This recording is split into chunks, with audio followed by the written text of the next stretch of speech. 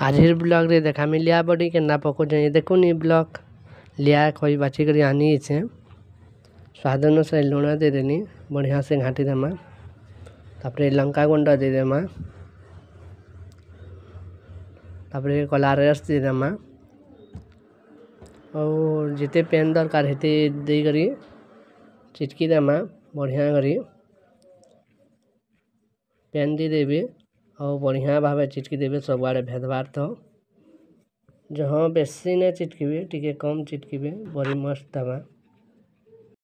सब सानी सालनी खट गुटे पकई देनी जरी गुटे पकई देनी तार उपरे और तेल टिके दे करी खापनी गुटे आनली और बड़ी पका स्टार्ट कली देखुन खापनी रे देबे एंडा 2-3 थर एंडा पिटी देबे बढ़िया से पूरा हेबा बड़ी हे गला रेडी देखुन 4 दिन पर देखो 4 दिन पर लिया बड़ी मस्त हिटला लाइक टे करबे।